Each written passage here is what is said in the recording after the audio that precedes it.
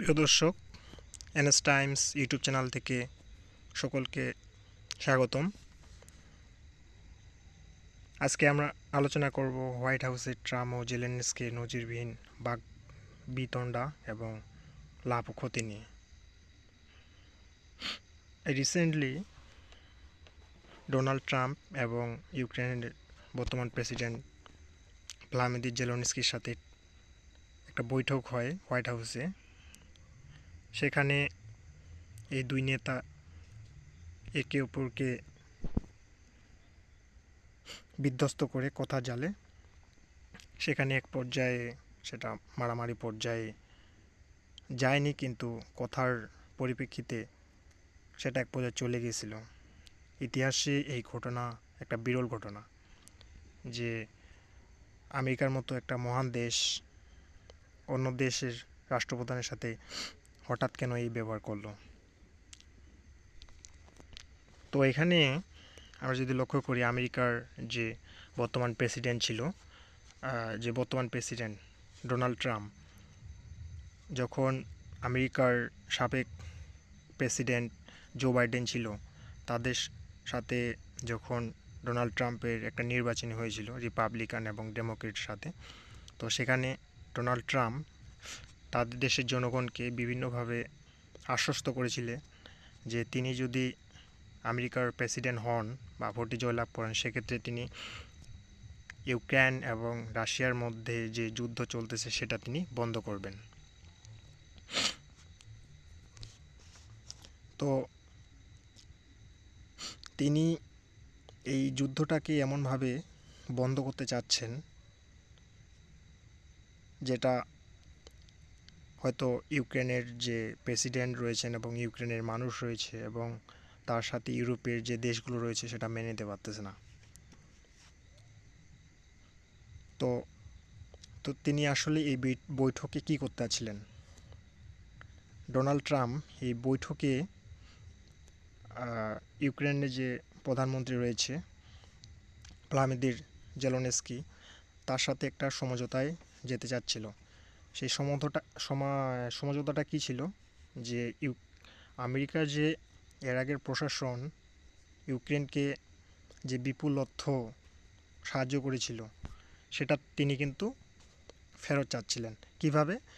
যে ইউক্রেনের যে খনিজ সম্পদ রয়েছে, সেই খনিজ সম্পদ যদি আমেরিকার হাতে তুলে দেয়, তাহলে কিন্তু আমেরিকার যে টাকা সাহায্য করেছিল তার সেই টাকাটা তুলতে পারত।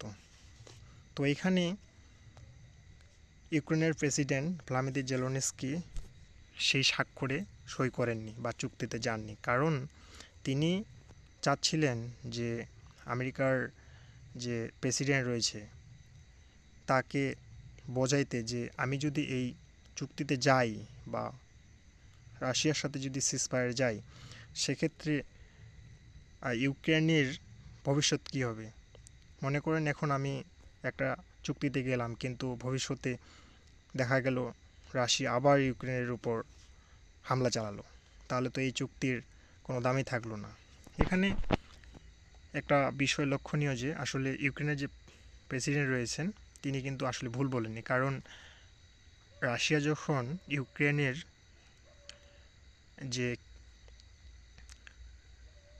রয়েছে, যে ক্রিমিয়া রয়েছে, যেটা 2014 সালে কিন্তু আক্রমণ করে বসে এবং সেটি কিন্তু দখল করে রাখে। তো সেই সময় আমেরিকা এবং তার যে অ্যালাই রয়েছে ইউরোপের, যেমন ফ্রান্স, জার্মানি, যুক্তরাজ্য, তারা কিন্তু সেই সময় একটা চুক্তি করে, সেই চুক্তিতে তারা দুই পক্ষই সমঝোতায় ছিল যে একে অপরকে হামলা করবে না।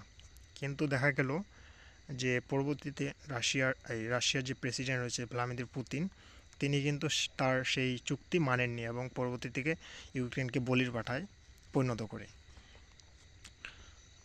তো এখানে আমরা যদি সেদিনের যে আলোচনা হয়েছিল ইউক্রেনের সাথে, সেখানে যদি আমরা লক্ষ্য করি, তাহলে আমরা দেখব যে যখন আলোচনা হচ্ছিল, মার্কিন প্রেসিডেন্ট কিন্তু জেলেনস্কিকে এই বিষয়টা বারবার বোঝাতে চাচ্ছিল যে তুমি যদি চুক্তি করে থাকো তাহলে আমি রাশিয়ার সাথে তোমাকে সমঝোতায় যেতে পারি। কিন্তু জেলেনস্কি নাছোড়বান্দা ছিল। এক পর্যায়ে তাদের দুজনের মাধ্যমে কথা কাটাকাটি হয়, এক পর্যায়ে ঝগড়াও লেগে যায়। তো ইতিহাসে এরকম ঘটনা কিন্তু কেউ দেখে থাকেনি। তো সেই সময় কিন্তু ট্রাম্প ইউক্রেনকে অনেকভাবে গালিও দিয়ে থাকে বা গালিও দিচ্ছিল। তো এক পর্যায়ে সে বৈঠকে যখন দ্বিপক্ষই সমঝোতায় আসতেছিল না, তখন কিন্তু যুক্তরাষ্ট্রের প্রেসিডেন্ট সেই হোয়াইট হাউসের ওভাল অফিস থেকে ইউক্রেনকে বের করে দেয়। তখন কিন্তু যে ইউক্রেনের প্রেসিডেন্ট রয়েছেন ভ্লাদিমির জেলেনস্কি, সেই অফিস থেকে বের হয়ে যায়, এক পর্যায়ে কোণঠাসা হয়েই বের হয়ে যায়। তো তাকে সেখানে অনেকভাবে অপমান করা হয় যে তিনি সেখানে স্যুট বা কোট পরে যাননি। বিভিন্ন ধরনের কথাবার্তা দ্বারা বোঝা যাচ্ছিল যে এই আলোচনাটা মূলত পূর্ব প্ল্যান কর্তৃক হয়েছিল, যেন এখানে ইউক্রেনের ইমেজকে নষ্ট করা হয়। তারপর আমরা যদি এখানে বিভিন্ন নিউজ দেখে থাকি, তো এখানে আমরা স্পষ্ট দেখতে পাচ্ছি, যেমন এখানে BBC news Trump accuses Zelensky of gambling with world war 3। এখানে ডোনাল্ড ট্রাম্প জেলেনস্কি বলতেছে, ভাই আপনি যেটা করতেছেন সেটা হচ্ছে কি জুয়ার মতো খেলতেছেন, যে আপনার এই খেলার মাধ্যমে বিশ্বে তৃতীয় বিশ্বযুদ্ধ লেগে যেতে পারে। এখানে আমি যদি আমার পার্সপেক্টিভসে দেখি, লক্ষ্য করি, সেখানে আসলে কিন্তু ইউক্রেনের অতটা দোষ ছিল না, কারণ আমেরিকাই তাদেরকে উস্কিয়েছিল যে তোমরা ঠিক আছে রাশিয়ার সাথে যুদ্ধ করো, আমি তোমাদেরকে সাহায্য দিব। কিন্তু পরবর্তীতে যখন রিপাবলিকানরা ক্ষমতায় আসে, সেটা কিন্তু তিনি 360 ডিগ্রি বল ঘুরিয়ে দিয়েছেন। এখানে মূলত কোণঠাসা হয়েছেন ইউক্রেন এবং পাঠার বলি হয়েছেন ইউক্রেন। তো এখানে বিভিন্ন নিউজ একই বিষয় ছাপিয়েছেন। তো এখানে আসলে এই ঘটনার পর ইউরোপের যে বিভিন্ন দেশ রয়েছে তারা কিন্তু চেতে গিয়েছেন, কারণ তারা মনে করেন যখন দুই রাষ্ট্রপ্রধান একে অপরের সাথে আলোচনা করে, তখন এভাবে একজনকে হেয় করা ঠিক হয়নি।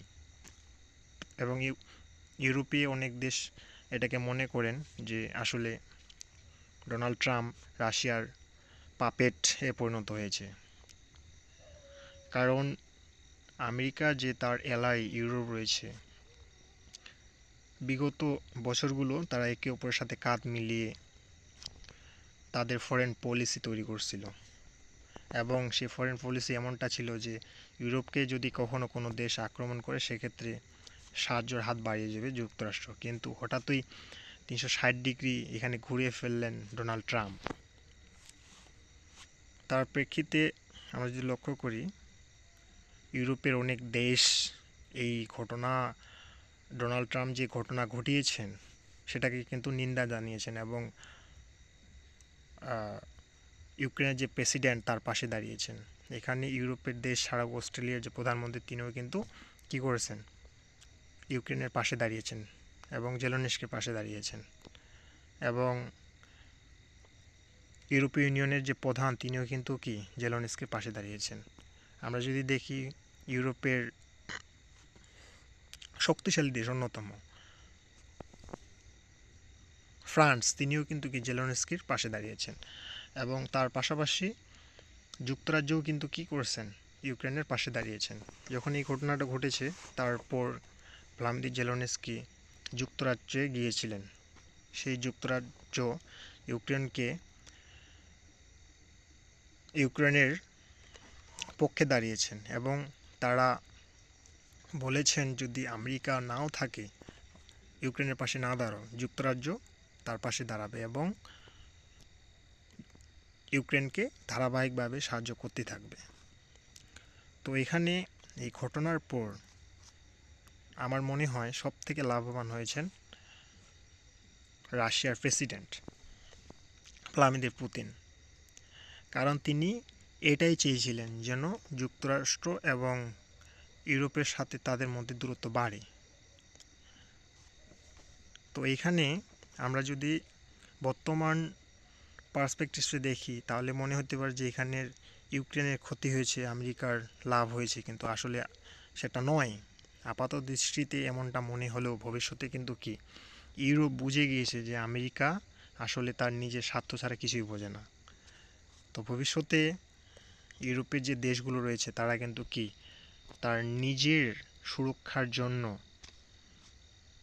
সামরিক যে বাজেট রয়েছে সেই বাজেটটা বৃদ্ধি করবে এবং তার যে যুদ্ধক্ষেত্রে যে কোনো দেশ যদি আক্রমণ করে তারা নিজে কিভাবে সিকিউরিটি করবে সেটার দিকে ধাবিত হবে। তার ফলশ্রুতিতে পৃথিবীতে বিভিন্ন দেশ তারা যদিও না চায় তবুও কিন্তু কি সামরিক এর দিকে মানে প্রতিদ্বন্দ্বিতা চলে যাবে। কারণ দেখা যাবে যে এখানে যুক্তরাষ্ট্র তাদেরকে সিকিউরিটি দিবে না, তাহলে কি করতে হবে? নিজের দেশকে নিজেই শক্তিশালী হতে হবে। তো আমরা যদি ইউরোপের দিকে লক্ষ্য করি, ইউরোপের অনেক দেশে যারা কট্টর ডানপন্থী রয়েছে তারা কিন্তু এটা বিষয়ে ভালোভাবেই বুঝতে পারছেন এবং তারা অনেকেই ঘোষণা দিয়েছেন যে ইউরোপের প্রত্যেকটি দেশে এমনভাবে শক্তিশালী হওয়া দরকার যেন একে অপরের সাথে কি করে যদি কোনো দেশ আক্রমণ করে তার বিরুদ্ধে উঠে পড়ে মানে তার বিরুদ্ধে একটা কঠোর পদক্ষেপ নিতে পারে। এবং তারা চাইছে যেন ইউরোপের প্রত্যেকটি দেশে সিকিউরিটির জন্য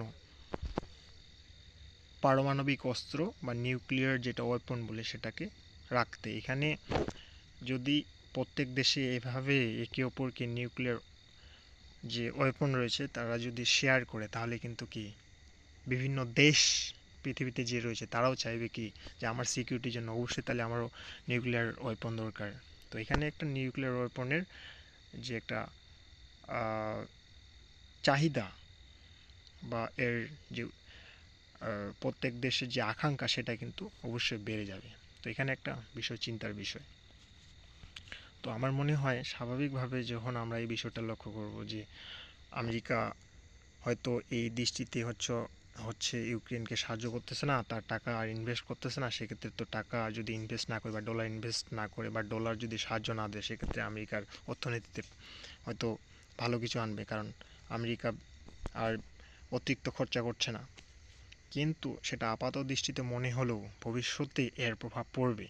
কারণ ইউরোপের যে দেশগুলো যুক্তরাষ্ট্রের সাথে যে আগে যে একটা মধুর সম্পর্ক ছিল সেই সম্পর্কটা আর থাকবে না, তখন তারা কি যুক্তরাষ্ট্রকে উপেক্ষা করে চলতে থাকবে। তো আপনার আপনার কি মনে হয় এই যে ডোনাল্ড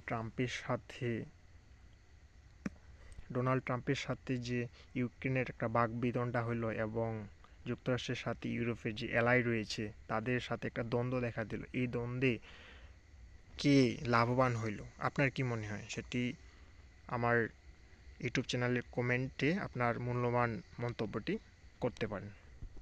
তো ভালো থাকবেন।